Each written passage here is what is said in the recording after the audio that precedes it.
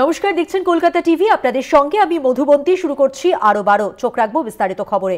প্রাথমিক নিয়োগ দুর্নীতি থেকে অব্যাহতি চাইলেন মানিক ভট্টাচার্য। মানিকের স্ত্রী, ছেলে কুন্তল সহ 9 জনের কোর্টে আবেদন শুধু পার্থ চট্টোপাধ্যায়ের বিরুদ্ধে চার্জ গঠন হোক। আবেদন ইডির নথির 10,000 পাতা পড়া সম্ভব হয়েছে। এই সব মিলিয়ে আজকে আবেদন করা হয়েছে এবং যেমনটা আপনাদের বলছিলাম যে প্রাথমিক নিয়োগ দুর্নীতি মামলা থেকে অব্যাহতি চাইলেন মানিক ভট্টাচার্য। মানিক ভট্টাচার্যের ছেলে সৌভিক ও স্ত্রী শতরূপা ভট্টাচার্য এবং কুন্তল ঘোষ ও তাপস মণ্ডল। আরো বিস্তারিত জানবো। আমাদের সঙ্গে টেলিফোন লাইনে রয়েছেন আমাদের প্রতিনিধি শুভঙ্কর মণ্ডল। শুভঙ্কর, এই যে প্রাথমিক নিয়োগ দুর্নীতি মামলা থেকে অব্যাহতি চাওয়া হলো, এদের পক্ষ থেকে আবেদনে কি বলা হয়েছে?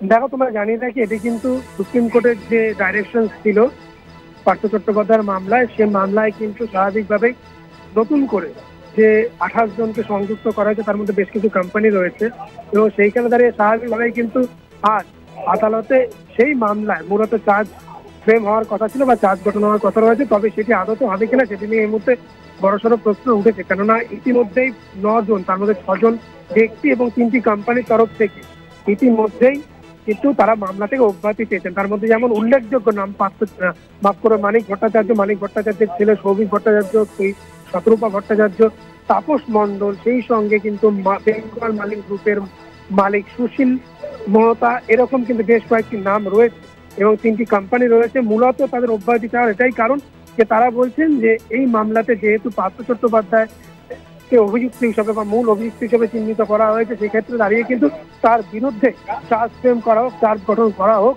এবং সেইখানে দাঁড়িয়ে তাদের কিন্তু নতুন করে এই মামলাতে আর কিছু করার নেই। এবং সেইখানে দাঁড়িয়ে ইডির তরফ থেকে বিশেষ করে বলা যেতে পারে যে এদের আইনজীবী, অর্থাৎ যারা এই মুহূর্তে সংযুক্ত অভিযুক্ত, তাদের আইনজীবীদের তরফ থেকে বলা হয় যে ইডির তরফ থেকে যে ডকুমেন্ট বা বলা যেতে পারে নথি তাদেরকে দেওয়া হয়েছে, যেমন আরইউডি, নন আরইউডি ডকুমেন্ট এবং সেই সঙ্গে 5th সাপ্লিমেন্টারি কমপ্লেন কপি, সেইগুলোর মধ্যে কিন্তু তার যদি পাতা হিসাব করা, যেগুলো পেন ড্রাইভে দেওয়া হয়েছিল প্রত্যেকটি অ্যাকিউজকে বা তার আইনজীবীকে, তার যে পাতার সংখ্যা 40 থেকে 50,000-এর মতো পাতার সংখ্যা, এবং সেখানে এই অল্প সময়ের মধ্যে কিন্তু মাত্র 10,000 পাতায় পড়া এক একজন আইনজীবীর পক্ষে সম্ভব হয়েছে, অনেকের ক্ষেত্রে সেটি হয়নি। এবং সেইখানে দাঁড়িয়ে স্বাভাবিকভাবেই কিন্তু তারা বলছেন যে এই মামলাতে নতুন করে তাদের কিছু করার নেই, তাদেরকে যেন এই মামলা থেকে অব্যাহতি দেওয়া হয়, পার্থ চট্টোপাধ্যায়ের বিরুদ্ধে যাতে চার্জ ফ্রেম হয় এবং এই মামলার যাতে শুনানি বা ট্রায়াল হয়। তবে স্বাভাবিকভাবেই সেই আবেদন জমা পড়েছে, তাদের অব্যাহতি চাওয়া আবেদন জমা পড়েছে। সেটি নিয়ে দুপুর 2টার সময় ফের শুনানি রয়েছেন, বিচারক তিনি নিজে শুনবেন সেই যে আবেদনগুলি পড়েছে। বলে স্বাভাবিকভাবে আজ চার্জ ফ্রেম হওয়ার যে বিষয়টি ছিল, ফলত সময় যদি চলে যায় এই মামলাগুলো শুনতে বন্ধুবন্ধু, তাহলে কিন্তু স্বাভাবিকভাবে প্রশ্ন উঠবে যে আদৌ আজ চার্জ ফ্রেম হবে কিনা এই মামলায়, বা যদি হয় তাহলে আজকে না হয় আগামীকাল বা কবে হবে, সেটি কিন্তু এই মুহূর্তে সব থেকে বড় প্রশ্ন। তবে আজকে বিচারক কিন্তু এই যে অব্যাহতি চাওয়া হয়েছে যে 9 জনের তরফ থেকে, সেই মামলা কিন্তু তিনি দুটোর সময় শুনবেন বলে আমরা জানতে পারি। শুভঙ্কর, চার্জ গঠন করা হোক শুধু পার্থ চট্টোপাধ্যায়ের বিরুদ্ধে আবেদন আদালতে, এবং এই জায়গা থেকে পার্থ চট্টোপাধ্যায় তার কি বক্তব্য রয়েছে?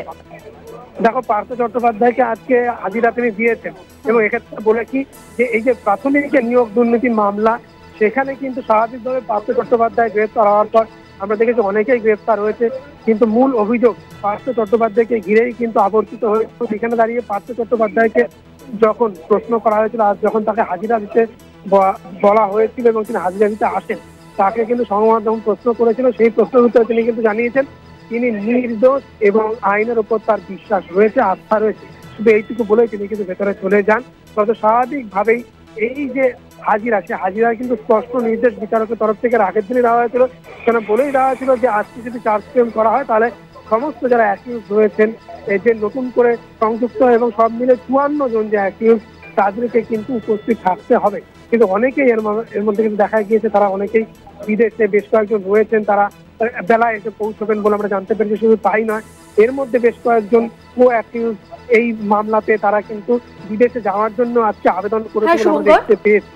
তবে স্বাভাবিকভাবেই কিন্তু পার্থ চট্টোপাধ্যায় সমাজ মাধ্যমের প্রশ্নের উত্তরে জানিয়েছেন যে তিনি নির্দোষ, আইনের উপর তার আস্থা রয়েছে। ধন্যবাদ। কথা বললাম প্রতিনিধি শুভঙ্কর মণ্ডলের সঙ্গে।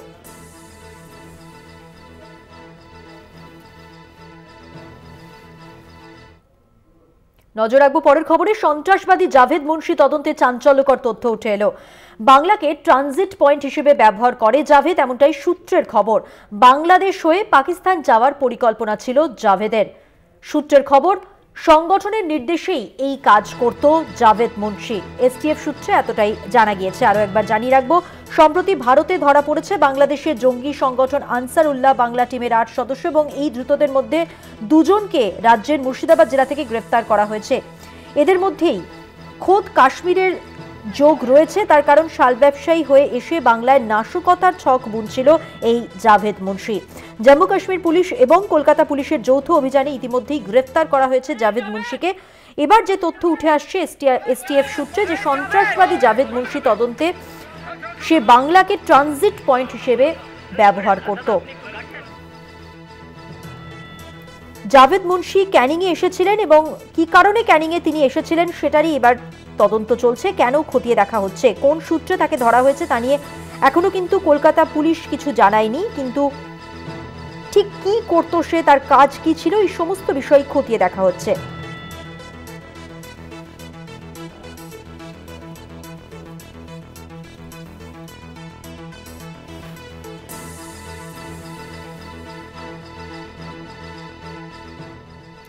অন্যদিকে মুর্শিদাবাদের জলঙ্গিতে তৃণমূলের গোষ্ঠীদ্বন্দ্ব। তৃণমূলের যুব কংগ্রেসের কর্মসূচিতে ডাক পেলেন না ব্লক সভাপতি।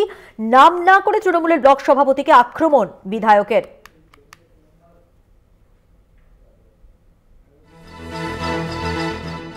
মুর্শিদাবাদের জলঙ্গিতে তৃণমূলের গোষ্ঠীদ্বন্দ্বের খবর উঠে আসছে। তৃণমূলের যুব কংগ্রেসের কর্মসূচিতে ডাক পেলেন না ব্লক সভাপতি। নাম না করে তৃণমূলের ব্লক সভাপতিকে আক্রমণ বিধায়কের। রাকিবুল ইসলাম প্রতিনিধি রয়েছেন টেলিফোন লাইনে, আর বিস্তারিত তথ্য জেনে নেব। রাকিবুল, কি খবর রয়েছে এ নিয়ে?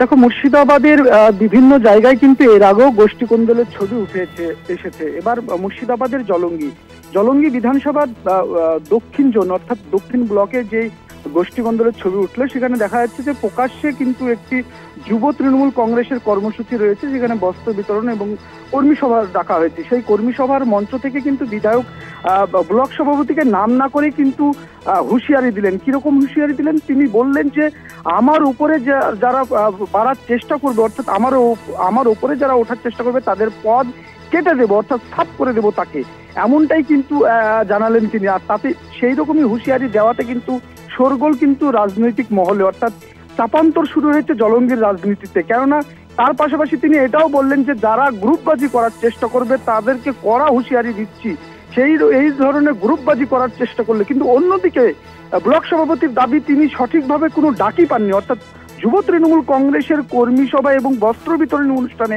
সেখানে ব্লক সভাপতি ডাকি পেলেন না, অনুপস্থিত। আর এই নিয়েই কিন্তু বিরোধীরা কটাক্ষ করতে ছাড়েনি। বাম কংগ্রেস থেকে শুরু করে বিজেপি, তারাও কিন্তু কটাক্ষ করতে ছাড়েনি এই তৃণমূলকে, অর্থাৎ এই বিধায়ককে।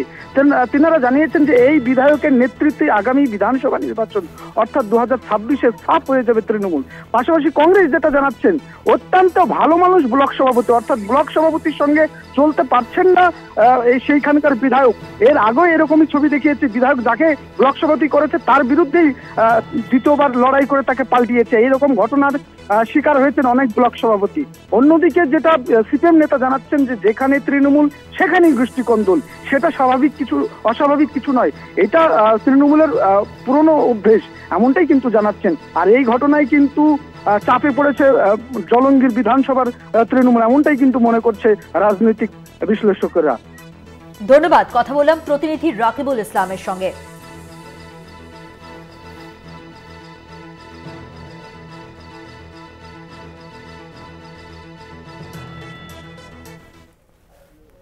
নজর রাখবো পরের খবরে। হাড়োয়াতে দমকল মন্ত্রী সুজিত বসুর বিরুদ্ধে পোস্টার তোলাবাজির অভিযোগে এই পোস্টার প্রকাশ্যে তৃণমূলের গোষ্ঠীদ্বন্দ্ব। বসিরহাট তৃণমূল সাংগঠনিক জেলা চেয়ারম্যানের বিরুদ্ধেও পোস্টার, এবং সেই পোস্টারে লেখা সৌজন্যে যুব তৃণমূল কংগ্রেস। কথা বলবো, আমাদের সঙ্গে টেলিফোন লাইনে রয়েছেন আমাদের প্রতিনিধি সঞ্জিত চক্রবর্তী। সঞ্জিত, কি জানতে পারছো?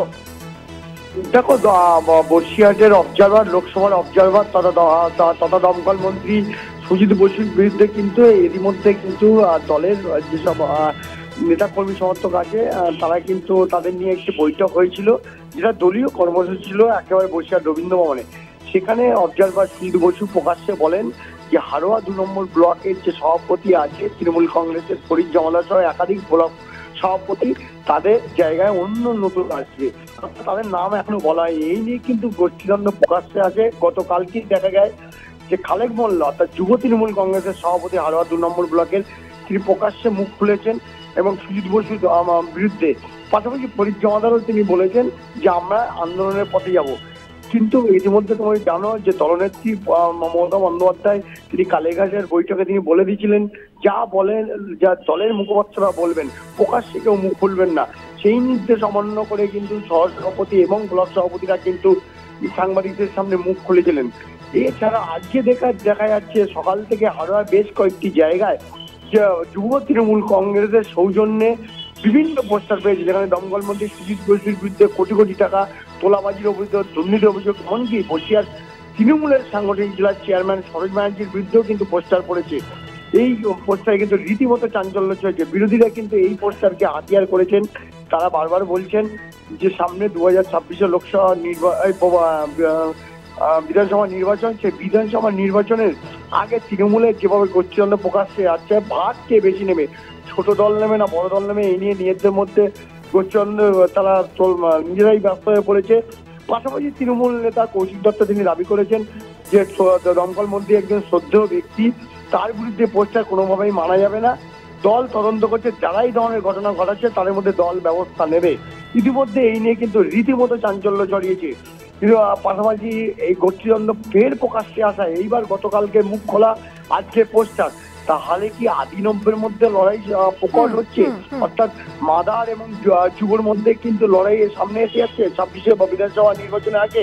কে ক্ষমতার দখল নেবে, অর্থাৎ রাজনৈতিক ভাবে কে ক্ষমতা এগিয়ে থাকবে, এটাই নিয়ে কি প্রকাশ্যে আসে, এটা নিয়ে একাধিক প্রশ্নচিহ্ন উঠে গেল। ইতিমধ্যে পুলিশ তদন্ত শুরু করেছে কে বা কারা এই পোস্টার মেরেছে। অবশ্যই সেগুলো সবই তদন্তে উঠে আসছে এবং আগামী দিনে আমরা আরো বিস্তারিত তথ্য তোমার কাছ থেকে এই বিষয়ে পাবো। আপাতত সঞ্জিত তোমাকে ধন্যবাদ। কথা বললাম প্রতিনিধি সঞ্জিত চক্রবর্তীর সঙ্গে।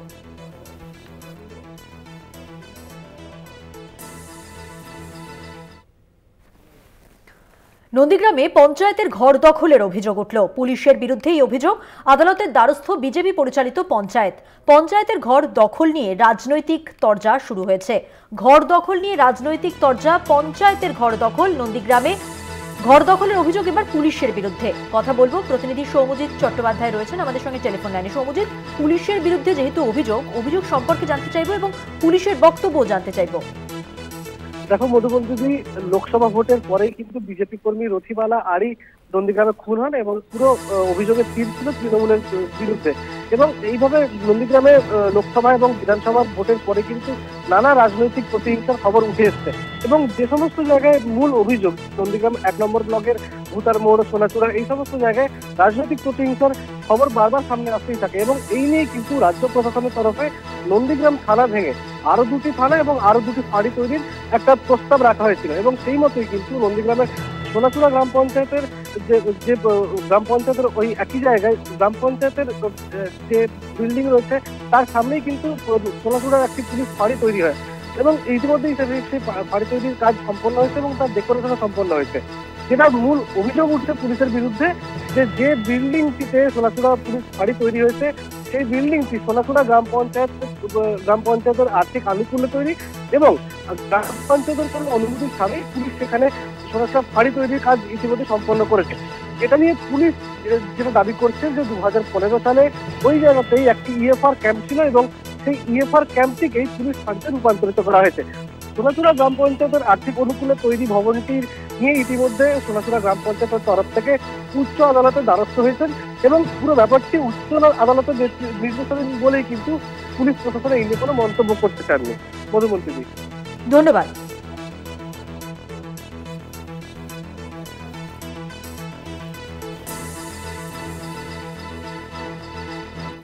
ধর্মতলায় জুনিয়র ডক্টরস ফোরামের সভা রয়েছে। বিচারপতি তীর্থঙ্কর ঘোষের রায়কে চ্যালেঞ্জ করে ডিভিশন বেঞ্চে রাজ্য। বিচারপতি হরিশ টন্ডনের ডিভিশন বেঞ্চে দৃষ্টি আকর্ষণ, দ্রুত শুনানির আবেদন জানাবে রাজ্য।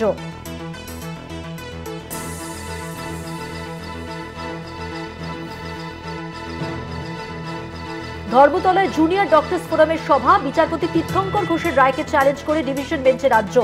বিচারপতি হরিশ টন্ডনের ডিভিশন বেঞ্চে দৃষ্টি আকর্ষণ, দ্রুত শুনানির আবেদন জানাবে রাজ্য।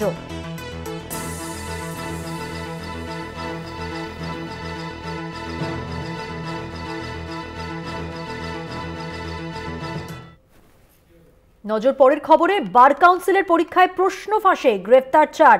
গ্রেফতার করল নারকেলডাঙ্গা থানার পুলিশ। বার কাউন্সিল অফ ইন্ডিয়ার সুপারিনটেন্ডেন্টের অভিযোগের ভিত্তিতে গ্রেফতার 4 জন। পরীক্ষকের নজর এড়িয়ে মোবাইলে প্রশ্নপত্রের ছবি তুলে ফাঁসের অভিযোগ। বার কাউন্সিল অফ ইন্ডিয়ার নিয়ম অনুযায়ী মুখ ঢাকা দিয়ে কোনো মহিলা আইনজীবী এজলাসে উপস্থিত হতে পারে না। এবং যে খবরের আমরা নজর রেখেছি এই মুহূর্তে, তাহলে বার কাউন্সিলের পরীক্ষায় প্রশ্ন ফাঁসে এখনো পর্যন্ত 4 জনকে গ্রেফতার করা হয়েছে। এদের গ্রেফতার করেছে নারকেলডাঙ্গা থানার পুলিশ। পুলিশ সূত্রে কি জানা যাচ্ছে জানবো। আমাদের সঙ্গে টেলিফোন লাইনে রয়েছেন আমাদের প্রতিনিধি জাগৃতি সিনহা। জাগৃতি, দেখো, বার কাউন্সিলের পরীক্ষায় বেনিয়মের অভিযোগ উঠল খাস কলকাতার খান্না হাই স্কুলে। গতকাল খান্না হাই স্কুলে বার কাউন্সিলের পরীক্ষা ছিল। সেখানে তার পরীক্ষার্থী মোবাইল ফোন নিয়ে ঢুকে প্রশ্নপত্রের ছবি তুলে ভাইরাল করে দেওয়ার যে খবর হতো, তারপরে বার কাউন্সিলের মেম্বার এবং খান্না হাই স্কুলের প্রধান শিক্ষক, যার আন্ডারে এক্সামটা হচ্ছিলেন, দায়িত্বপ্রাপ্ত শিক্ষক, তিনি নারকেলডাঙ্গা থানায় এফআইআর করে। তারপরে সেই এফআইআর এর ভিত্তিতে নারকেলডাঙ্গা থানার পুলিশ 4 জনকে গ্রেফতার করেছে। আজকে শিয়ালদা থেকে সেই 4 জনকে তোলার কথা জানা যাচ্ছে।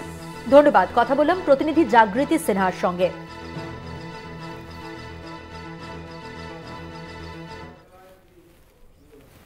আসবো পরের খবরে। বি.আর. আম্বেদকর সম্পর্কে কুরুচিকর মন্তব্যের প্রতিবাদ। ক্যানিংয়ে তৃণমূল কংগ্রেসের মিছিল, সেই মিছিলের ছবি আপনাদের দেখাবো। এবং এই কুরুচিকর মন্তব্যের প্রতিবাদে বিভিন্ন জায়গাতেই আজ কর্মসূচি রয়েছে। বি.আর. আম্বেদকর সম্পর্কে কুরুচিকর মন্তব্যের প্রতিবাদে মিছিল দেখছেন তৃণমূলের।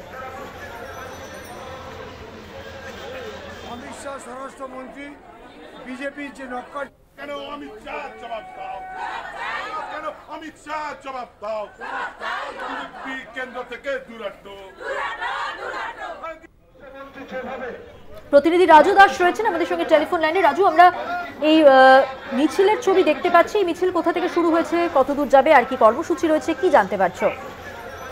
দেখো, ক্যানিং বাস স্ট্যান্ড থেকে এই মিছিল শুরু হয়েছে। 3 কিলোমিটার এই মিছিল পদযাত্রা করে তারপরে আবার বাস স্ট্যান্ডে এসে একটি সভা করবেন এবং সেই মতনই কাজ নিয়ে মিছিল চলছে। এবং এই মিছিল থেকে মূলত একটাই দাবি, যে অমিত শাহর পদত্যাগ দাবি করেছেন। যেহেতু বি.আর. আম্বেদকরকে নিয়ে যে কুরুচিকর মন্তব্য করেছে, তারই প্রতিবাদে কিন্তু এই মিছিল। এবং পুরো ক্যানিং জুড়ে প্রায় 1000 মানুষ, যে তৃণমূলের কর্মী সমর্থক, তারা এই মিছিলে পা মিলিয়েছেন। মূলত এই মিছিল থেকে অমিত শাহর পদত্যাগের দাবি করা হয়েছে। এবং এছাড়াও আগামী দিন এই অমিত শাহর বিরুদ্ধে, অর্থাৎ বিজেপির বিরুদ্ধে একগুচ্ছ কর্মসূচি নিয়েছে, যারা যে সংবিধানের রচয়িতাকে এইভাবে অপমান করা, তাকে কুরুচিকর মন্তব্য, একাধিক নিয়ে তারা কিন্তু প্রশ্ন নিয়ে তারা কিন্তু এই মিছিল করছেন। এবং আগামী দিন এই কর্মসূচি কিন্তু জারি থাকবে বলে জানিয়েছেন স্থানীয় বিধায়ক পরেশ দাস। ধন্যবাদ। কথা বললাম প্রতিনিধি রাজু দাসের সঙ্গে। আম্বেদকরকে নিয়ে কেন্দ্রীয় স্বরাষ্ট্রমন্ত্রী অমিত শাহর বিতর্কিত মন্তব্যের প্রতিবাদে আমরা জানি আজ রাজ্য জুড়ে ধিক্কার মিছিল করছে তৃণমূল। এবং ইতিমধ্যেই ক্যানিং এর ছবি আপনাদের দেখাচ্ছি, যেখানে মিছিল শুরু হয়ে গিয়েছে। কলকাতায় প্রতিটি ওয়ার্ডে এই প্রতিবাদ মিছিল হবে। বিভিন্ন জেলাতে প্রতিটি ব্লকে এই মিছিল করার নির্দেশ ছিল এবং সেই অনুযায়ী কর্মসূচি শুরু হয়েছে।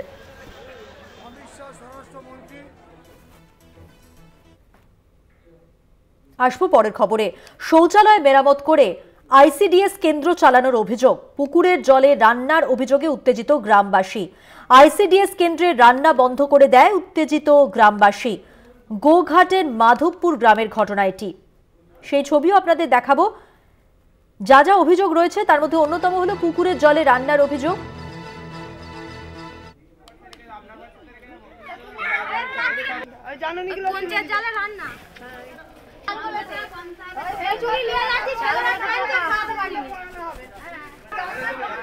গোঘাটের মাধবপুর গ্রামের ঘটনা এটি।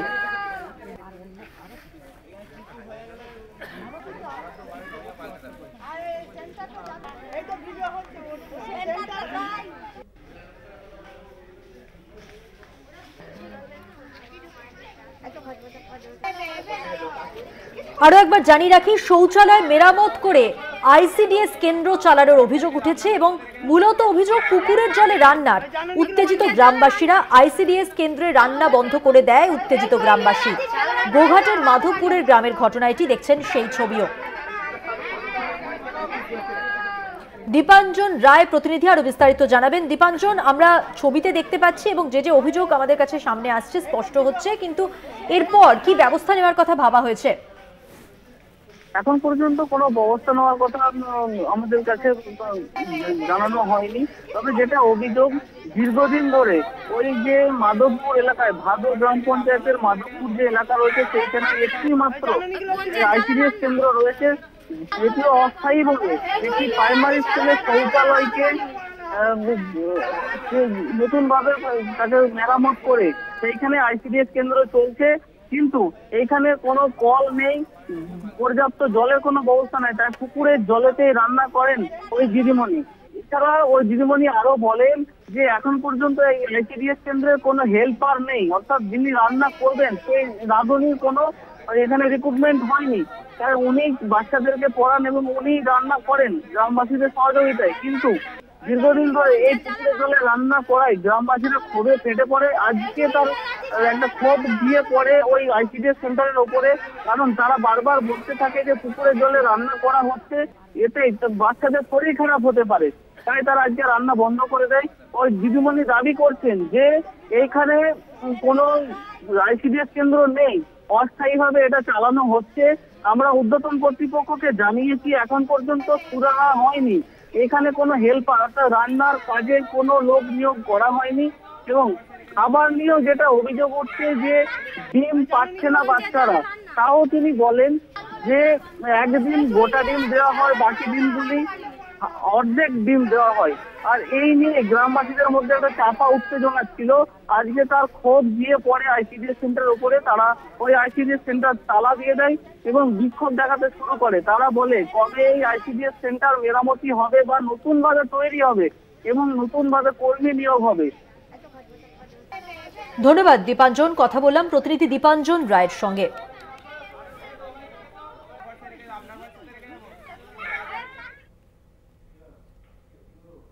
চোখ রাখবো অন্য খবরে। বৈতালিক রবীন্দ্রসঙ্গীতের মধ্যে দিয়ে সূচনা শান্তিনিকেতন পৌষ মেলার। দীর্ঘ 4 বছর পর শান্তিনিকেতন ট্রাস্ট ও বিশ্বভারতী কর্তৃপক্ষের পরিচালনায় শুরু পৌষ মেলা। আরো জানবো, কথা বলবো প্রতিনিধি মনা বীরবংশীর সঙ্গে। মনা, 4 বছর পর এই পৌষ মেলা আয়োজন করা হয়েছে, কতটা জমে উঠেছে এই মেলা, কি ছবি? একেবারেই তাই, তুমি বুঝতেই পারছো যে দীর্ঘ 4 বছর পর বিশ্বভারতী বিশ্ববিদ্যালয় কর্তৃপক্ষ এবং শান্তিনিকেতন ট্রাস্ট যৌথভাবে তারা শেষবার 19 সালে করেছিল এবং এই 24 সালে তারা শান্তিনিকেতন মহর্ষি দেবেন্দ্রনাথ ঠাকুরের যে পৌষ মেলা, সেই মেলা কিন্তু পরিচালনা করছে। অবশ্যই এই মেলা সর্বাঙ্গীন ভাবে সহযোগিতার হাত বাড়িয়ে দিচ্ছে রাজ্য সরকার তথা বীরভূম জেলা প্রশাসন। তুমি জানো যে একটা মেলা পরিচালনা করতে গেলে বা একটা পরিচালনা বা মেলা করতে গেলে জল, আলো, বিদ্যুৎ, নিরাপত্তার বিষয়টা অত্যন্ত গুরুত্বপূর্ণ। খুব স্বাভাবিকভাবেই সব রকম দিক থেকে বীরভূম জেলা প্রশাসন, পুলিশ সহযোগিতার হাত বাড়িয়ে দিয়েছে। তুমি জানো যে আজকে 7ই পৌষ শান্তিনিকেতনে আজ ভোরে বৈতালিক হয়েছে। তারপর আমরা দেখলাম ছাতিমতলায় সকাল 7:30টার সময় সেখানে ব্রাহ্ম উপাসনা, বৈদিক মন্ত্রপাঠ ও রবীন্দ্রসঙ্গীতের মধ্য দিয়ে পৌষ উৎসব বা মেলার কিন্তু সূচনা হয়ে গেছে। এবং অবশ্যই এই মুহূর্তে দাঁড়িয়ে যে ছবিটা মূলত উঠে আসছে, চিত্রটা দেখতে পাচ্ছি শান্তিনিকেতনের পূর্বপল্লীর পৌষ মেলার মাঠে। একদিকে অবশ্যই তুমি জানো যে এই 6 দিন ধরে বিনোদন যে মঞ্চ, সেই মঞ্চে বিশেষ করে গ্রামীণ যে সমস্ত শিল্পী, হারিয়ে যাওয়ার যে শিল্পী, সেই শিল্পীরা সকলে এসেছেন, এ রাজ্যের বিভিন্ন প্রান্ত থেকে এসেছেন। বাউল ফকির, এই বাউলের একতারার সুর পূর্বপল্লীর যে পৌষ মেলার মাঠ, বলা ভালো রবি ঠাকুরের শান্তিনিকেতনের এই পৌষ মেলা যেমন বাউলের একতারা সুর মুখরিত করছে, অন্যদিকে তুমি জানো যে এ রাজ্য তো বটেই, দেশের বিভিন্ন প্রান্ত থেকে দেশি বিদেশি বহু পর্যটক কিন্তু দর্শনার্থী এখানে আসেন মেলা দেখতে, ভিড় করতে। মেলা বেশি জমজমাট হয়ে উঠেছে এবং অবশ্যই এই মেলার নিরাপত্তা সুনিশ্চিত করেছে বীরভূম জেলা পুলিশ প্রশাসন। পুলিশের তরফ থেকে প্রায় 2600 মতো পুলিশ কর্মী মোতায়েন করা হয়েছে। সিসিটিভি, ওয়াচ টাওয়ার, ড্রোনের মধ্য দিয়ে নজরদারি, এছাড়াও বিডিডিএস টিম অর্থাৎ বোমা শনাক্তকরণ এবং নিষ্ক্রিয়করণের যে টিম, সেগুলো থাকছে। অর্থাৎ সব মিলিয়ে রবি ঠাকুরের শান্তিনিকেতনের এই পৌষ মেলা আরো রঙিন, আরো জমজমাট হয়ে উঠেছে, সেটা কিন্তু বলা যেতে পারে। মধুবন, ধন্যবাদ মনা। প্রতিনিধি মনা বীরবংশীর সঙ্গে কথা বললাম আমরা।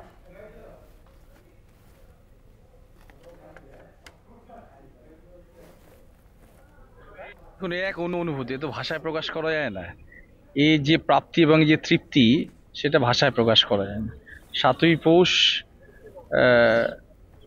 বাঙালি, দেশবাসী এবং বিশ্ববাসীর কাছে একটা অত্যন্ত মহৎ এবং গুরুত্বপূর্ণ দিন। আজকে ছাতিমতলা যে ব্রহ্মোপাসনার মাধ্যমে যা সূচনা হয় সে এক অনন্য অনুভূতি। পৌষ উৎসব এবং পৌষ মেলা একেবারে অঙ্গাঙ্গিভাবে জড়িত আছে। গুরুদেব যা প্রবর্তন করেছেন তা নিরন্তর তার সৃষ্টি যে ভাবনা, সেই ভাবনা এখনো চলছে, আগামী দিনেও চলবে। আমার জীবনে অন্য অনুভূতি, এরকম সৌভাগ্য আমি যে আজকে এরকম আমরা পৌষ উৎসবের সূচনা করতে পারলাম বিশ্বভারতী উপাচার্য হিসেবে, এটা আমার রিয়েলি অন্য একটা প্রাপ্তি, অন্য তৃপ্তি।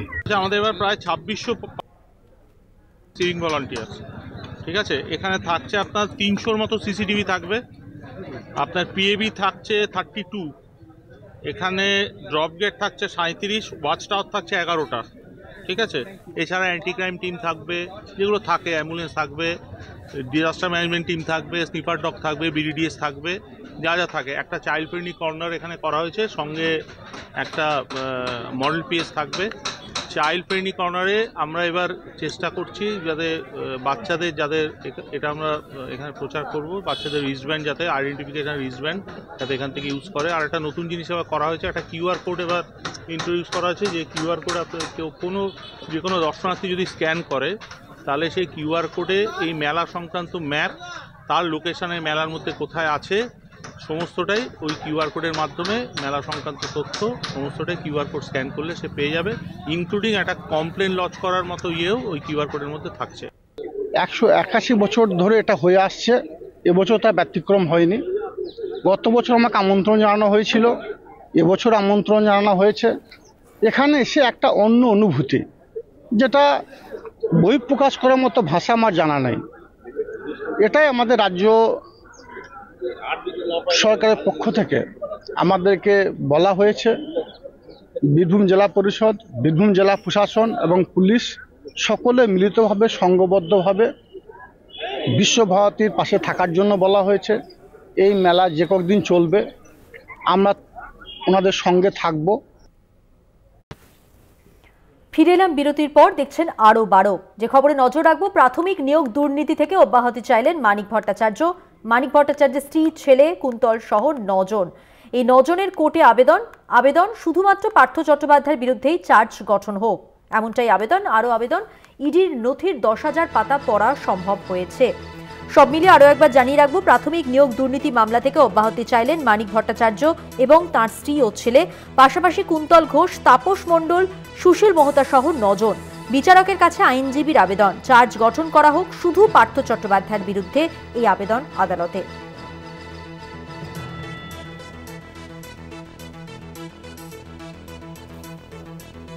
প্রাথমিক নিয়োগ দুর্নীতি মামলা থেকে অব্যাহতি চাইলেন মানিক ভট্টাচার্য, মানিক ভট্টাচার্যের ছেলে সৌভিক ও স্ত্রী শতরূপা ভট্টাচার্য, কুন্তল ঘোষ, তাপস মণ্ডল, বেঙ্গল মার্লিনের সুশীল মহতা সহ 9 জন। বিচারকের কাছে আইনজীবীর আবেদন, চার্জ গঠন করা হোক শুধুমাত্র পার্থ চট্টোপাধ্যায়ের বিরুদ্ধে, আবেদন আদালতে। আইনজীবীরা জানালেন, এখনো পর্যন্ত ইডির পাঠানো ডকুমেন্টে মাত্র 10,000 পাতা পড়া সম্ভব হয়েছে তাদের।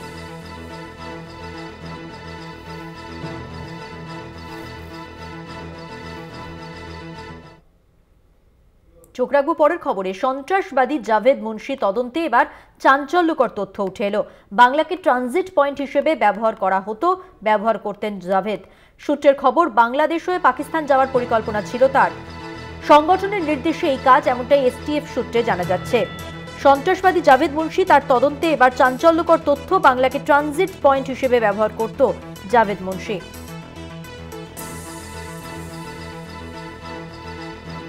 বাংলাদেশ হয়ে পাকিস্তান যাওয়ার পরিকল্পনা ছিল জাভেদ মুন্সির।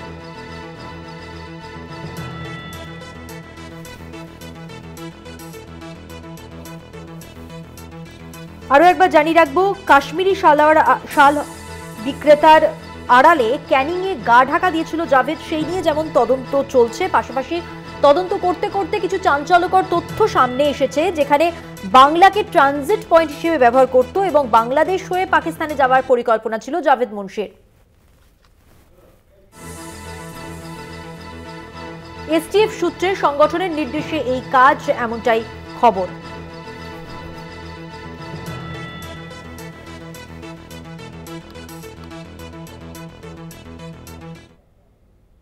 নজর পরের খবরে।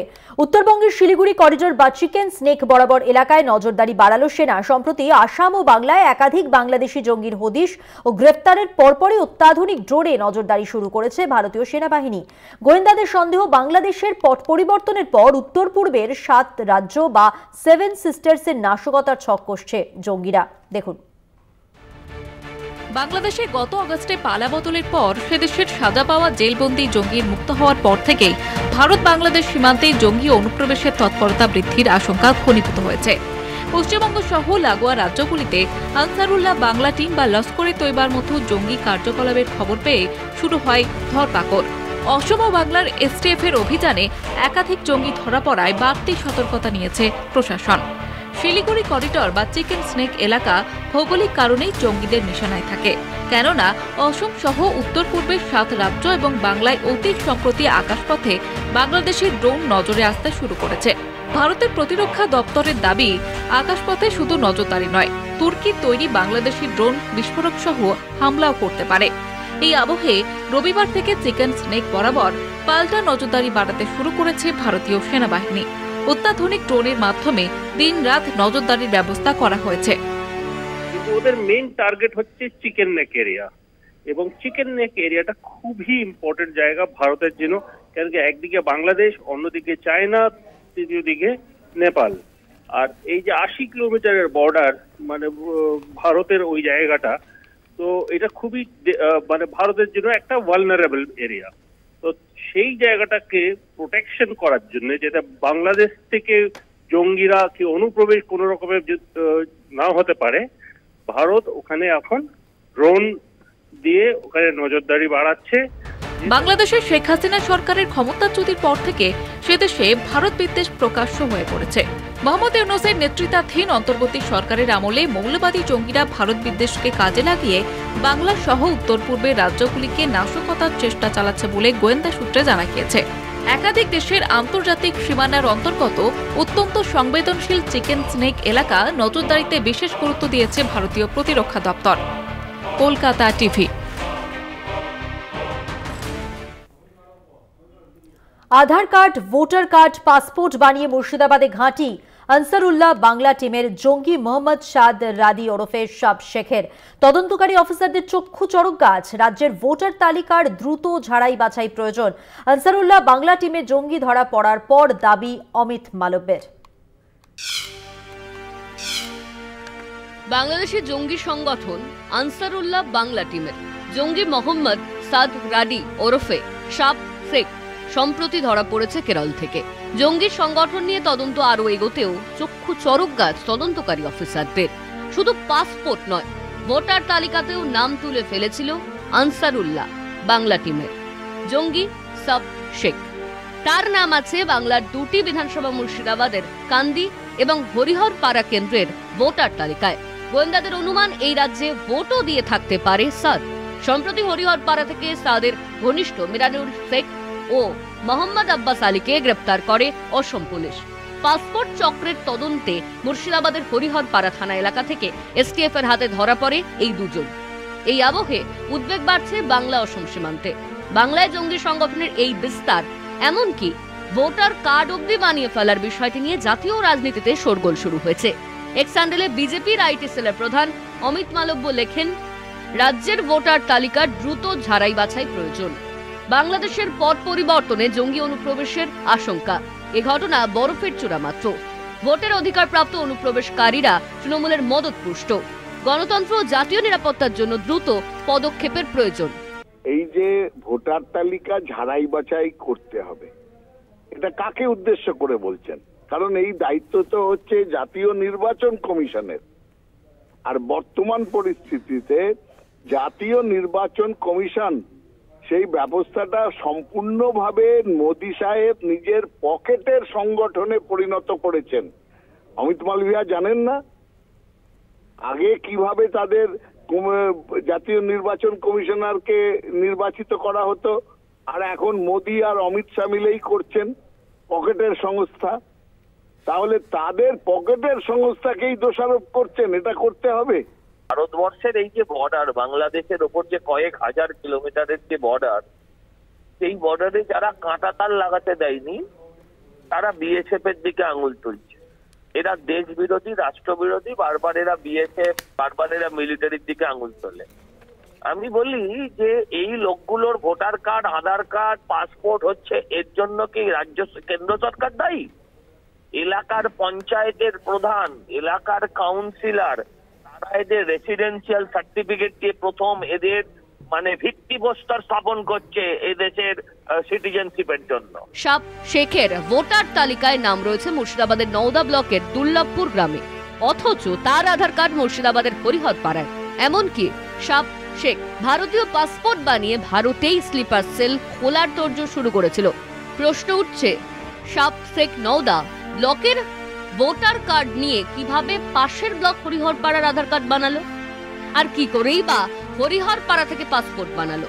তাহলে কি ভারতীয় পরিচয়পত্র বানিয়ে নাশকতার ঘুঁটি সাজাচ্ছিল আনসারুল্লাহ বাংলার জঙ্গি? সীমান্ত রক্ষার দায়িত্ব কেন্দ্রের, তবুও বারবার কাঠগড়ায় তোলা হচ্ছে রাজ্য সরকারকে। সেই নিয়েও শুরু রাজনৈতিক চর্চা। কলকাতা টিভি। নন্দীগ্রামে পঞ্চায়েতের ঘর দখলের অভিযোগ পুলিশের বিরুদ্ধে। আদালতের দ্বারস্থ বিজেপি পরিচালিত পঞ্চায়েতের ঘর দখল নিয়ে রাজনৈতিক তরজা শুরু হয়েছে। পঞ্চায়েতের ঘর দখল করেছে পুলিশ। নন্দীগ্রামে পঞ্চায়েতের ঘর দখলের অভিযোগ পুলিশের বিরুদ্ধে। বিস্তারিত জানবো, আমাদের সঙ্গে টেলিফোন লাইনে রয়েছেন আমাদের প্রতিনিধি সৌম্যজিৎ চট্টোপাধ্যায়। সৌম্যজিৎ, কি খবর রয়েছে? দেখো মধুবন্তী, নন্দীগ্রাম 1 নম্বর ব্লকের সোনাচূড়া গ্রাম পঞ্চায়েত, সেই গ্রাম পঞ্চায়েতের অভিযোগ যে সোনাচূড়া যে পুলিশ ফাঁড়িটি, তাদেরই আর্থিক অনুকূল্যে তৈরি একটি ভবন দখল করে রীতিমতো পুলিশ দখল করেছে এবং সেই জায়গায় ফাঁড়ি নির্মাণ করছে। এই নিয়ে কিন্তু তারা উচ্চ আদালতের দ্বারস্থ হয়েছেন এবং তারা যেটা বলছেন যে পুলিশ রীতিমতো জবরদখল করে রয়েছে। প্রসঙ্গত তোমায় বলে রাখি, 2023-এর লোকসভা নির্বাচনের পরেই কিন্তু বিজেপি কর্মী রতিমালা আড়ির মৃত্যু হয় এবং অভিযোগের সম্পূর্ণটাই তৃণমূলের বিরুদ্ধে ছিল এবং এই রাজনৈতিক প্রতিহিংসার বারবার ঘটনা শোনা যাচ্ছিল নন্দীগ্রাম 1 নম্বর ব্লকে। এবং তারপরে কিন্তু রাজ্য নেতৃত্বের তরফে নন্দীগ্রাম থানা ভেঙে আরো 2টি থানা এবং 2টি পুলিশ ফাঁড়ি তৈরির কথা বলা হয়। সেই মতোই কিন্তু কাজ শুরু হয়েছিল এবং যে জায়গায় সোনাচূড়া পুলিশ ফাঁড়িটি নির্মিত হয়েছিল সেই জায়গায় পুলিশ থেকে দাবি করছে 2015 সাল থেকে একটা ইএফআর ক্যাম্প ছিল এবং সেই ক্যাম্পটাকে রূপান্তরিত করা হয়েছে পুলিশ ফাঁড়িতে। যদিও সম্পূর্ণ অভিযোগটাই করেছে গ্রাম পঞ্চায়েত এবং তারা উচ্চ আদালতের দ্বারস্থ হয়েছেন। তাদের যেটা দাবি, পুলিশ ফাঁড়িটি বেআইনিভাবে জবরদখল করে গ্রাম পঞ্চায়েতের জায়গায় বানানো হয়েছে। মধুবন্তী, ধন্যবাদ। কথা বললাম প্রতিনিধি সৌম্যজিৎ চট্টোপাধ্যায়ের সঙ্গে।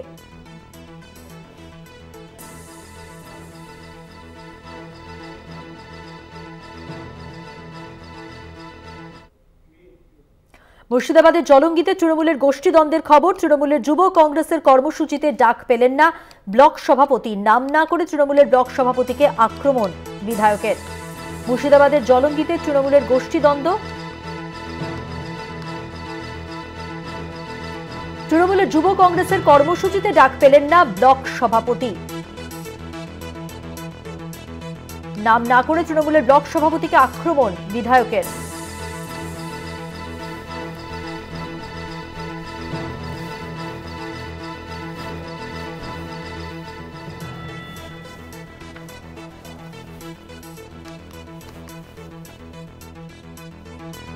মুর্শিদাবাদের জলঙ্গির ঘটনা, তৃণমূলের গোষ্ঠীদ্বন্দ্বের খবর আসছে। তৃণমূলের যুব কংগ্রেসের কর্মসূচিতে ডাক পেলেন না ব্লক সভাপতি এবং নাম না করে তৃণমূলের ব্লক সভাপতিকে আক্রমণ বিধায়কের।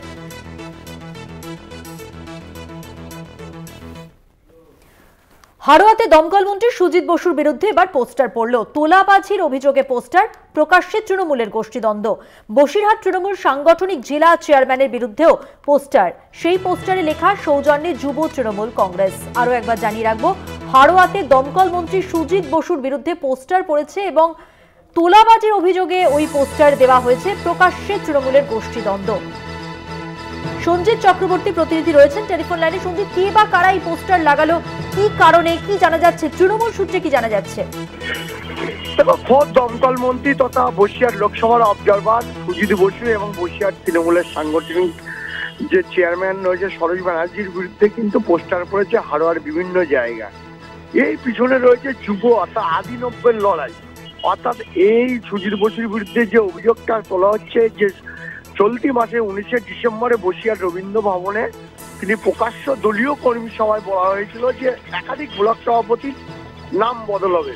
একদিকে এমন নাম করে বলেছিল সারোয়া 2 নম্বর ব্লকের সভাপতি ফরিদ জমাদার সহ একাধিক পদের তারা করবেন বা পরিবর্তন করবেন। এই নিয়ে গতকালই কিন্তু রীতিমতো সোচ্চার হয়েছিল বিশেষ করে হারোয়া ব্লক সভাপতি বিশেষ করে ফরিদ জমাদার, অন্যদিকে হারোয়া পঞ্চায়েত সমিতির সহসভাপতি খালেক মোল্লা। তিনি পরিষ্কার প্রকাশ্যে মুখ খুলেছিলেন। তুমি জানো ইতিমধ্যে রাজ্যের প্রশাসনিক প্রধান তিনি দলীয় কর্মসূচিতে কালীঘাটের বাড়িতে তিনি বলেছিলেন যে কোনো সোশ্যাল মিডিয়া এবং সাংবাদিকদের সামনে দলে যারা পদে রয়েছেন তারা মুখ খুলবেন না। কাল সেই নির্দেশ অমান্য করে কিন্তু মুখ খুলেছে। কিন্তু গতকালকের পর আজ বিশেষ করে নতুন করে পোস্টার পড়ায় হারোয়া মাজমপুর এলাকায় একাধিক পোস্টার পড়েছে যেখানে কোটি কোটি টাকার দুর্নীতির অভিযোগ, তোলাবাজির অভিযোগ রয়েছে এবং এই নিয়ে কিন্তু রীতিমতো কিন্তু বিরোধীরা হাতিয়ার করতে শুরু করেছে। পাশাপাশি তৃণমূল নেতৃত্ব যেটা দাবি করছে যে দল তদন্ত করছে, যারা এই ধরনের ঘটনা ঘটিয়েছে দল ব্যবস্থা নেবে। পাশাপাশি বিজেপি নেতৃত্ব দাবি করছে যে ভাগের লড়াই অর্থাৎ ছোট থেকে বড়রা কিভাবে ভাগ নেবে সেই লড়াইয়ের মধ্যে তৃণমূলের গোষ্ঠীদ্বন্দ্ব প্রকাশ্যে আছে। 26শে বিধানসভা নির্বাচন যত এগিয়ে আসবে তত আরো প্রকট হবে। ইতিমধ্যে কিন্তু এই ঘটনার জেরে কিন্তু রীতিমতো রাজনৈতিক চাঞ্চল্য চলছে হারোয়া জুড়ে এবং গোষ্ঠীদ্বন্দ্ব প্রকাশ্যে চলে আসার রাজ্য তৃণমূল কংগ্রেস যথেষ্ট অস্বস্তি বলছে। জানো তুমি খোদ দমকল মন্ত্রী বাদুরিয়া সম্প্রীতি মেলায় তিনি দাবি করেছিলেন, প্রকাশ্য সবাই বলেছিলেন ওই মেলায় যে তিনি মুখ্যমন্ত্রীর নির্দেশ মেনে সমস্ত কাজ করেন এবং কোনো বিভাজন নেই, আমরা যা সিদ্ধান্ত নেই সবাই মিলেমিশে এখানে জাতি ধর্ম নির্বিশেষে আমরা সবাই একসঙ্গে পথ চলি। কিন্তু তারপরেও একের পর এক কখনো দলের ব্লক সভাপতি মুখ খুলছে, কখনো আবার আজ সকাল থেকে আরো বিভিন্ন জায়গায় দুর্নীতি নিয়ে খোদ মন্ত্রীর বিরুদ্ধে পোস্টার, জেলা সভাপতির বিরুদ্ধে, চেয়ারম্যানের বিরুদ্ধে রীতিমতো কিন্তু অস্বস্তি বলছে জেলা তৃণমূল কংগ্রেস। এইটা নিয়ে তদন্ত শুরু করেছে, অর্থাৎ পুলিশ ইতিমধ্যে তদন্ত শুরু করেছে কে বা কারা এই পোস্টার লাগালো। ইতিমধ্যে পুলিশের কাছে একটা অবশ্যই তদন্তে কি উঠে আসে সেদিকে আমাদের নজর থাকবে। আপাতত সঞ্জিত তোমাকে ধন্যবাদ। কথা বললাম প্রতিনিধি সঞ্জিত চক্রবর্তীর সঙ্গে।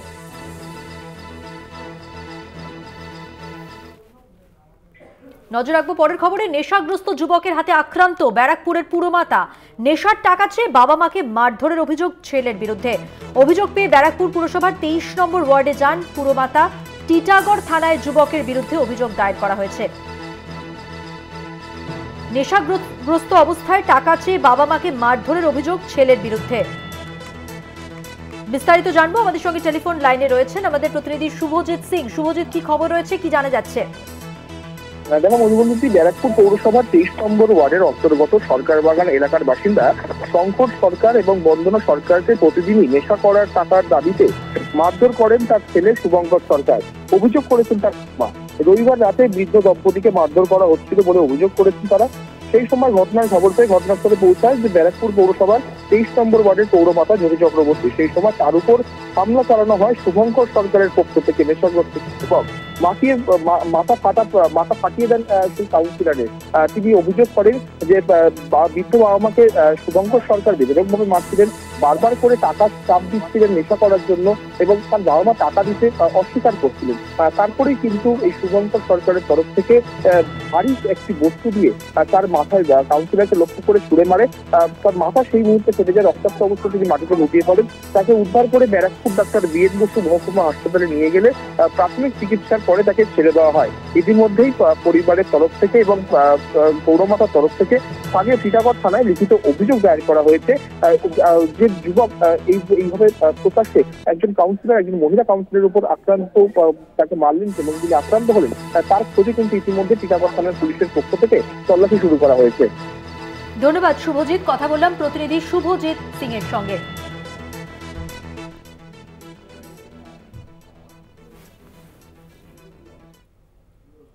তৃণমূলে যোগ বিজেপির গ্রাম পঞ্চায়েতের সদস্যের। পঞ্চায়েত সদস্য সহ 10টি পরিবারের তৃণমূলে যোগদান। আলিপুরদুয়ারের ভলকা বারবিশা 1 নম্বর পঞ্চায়েত সদস্যের যোগদান। 10টি পরিবারের তৃণমূলে যোগদান।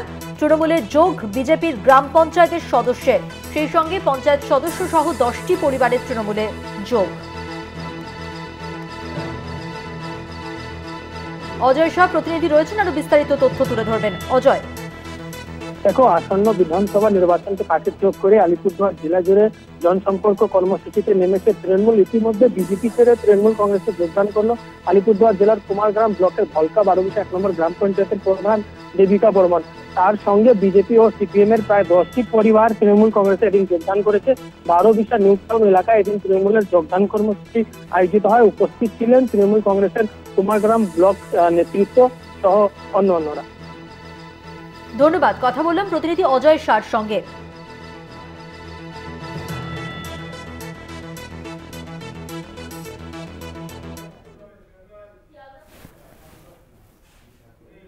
আর আরো আজকের মতো এ পর্যন্তই। দেখতে থাকুন কলকাতা টিভি, রাত দিন 7 দিন।